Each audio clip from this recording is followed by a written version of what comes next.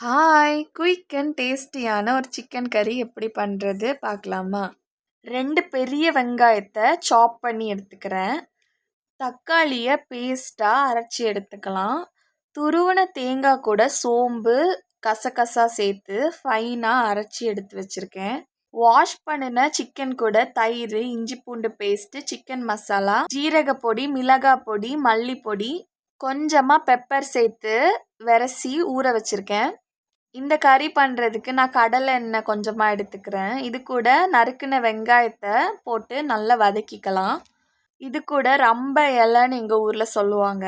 அது நல்ல வாசனையாக இருக்கும். அதை தான் நான் போட்டிருக்கேன். இந்த வெங்காயம் நல்ல கோல்டன் ப்ரௌனாக வதங்கினதுக்கப்புறம் நம்ம அரைச்சி வச்சுருக்க தக்காளி பேஸ்ட்டை இதில் ஆட் பண்ணிக்கலாம். இந்த தக்காளி பேஸ்ட்டோட பச்சை வாசனை போகிற அளவுக்கு நல்லா வதக்கிக்கோங்க. அப்போ தான் டேஸ்டியாக இருக்கும்.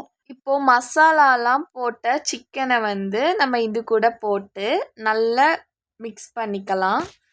இதில் தயிர் ஊற்றி நம்ம ஒரு 20 to 30 மினிட்ஸு ஊற வச்சுருக்கோம். அதனால சிக்கன் வெந்து வரும்போது சூப்பர் சாஃப்டாகவே வரும்.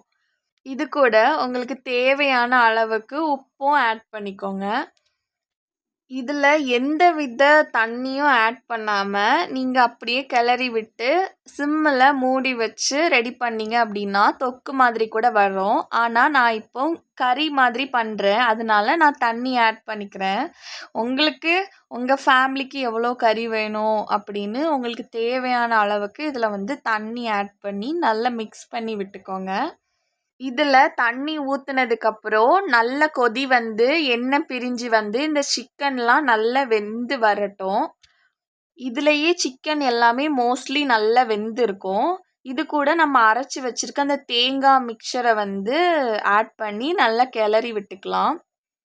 இந்த தேங்காயில் உள்ள பச்சை வாசனையெல்லாம் போய் இந்த கிரேவி நல்லா கொதித்து கொஞ்சமாக வற்றி வரும். அந்த டைமில் கொத்தமல்லி ஆட் பண்ணிக்கோங்க. இப்போது இந்த சிக்கன் கறி ரெடி ஆயிடுச்சு.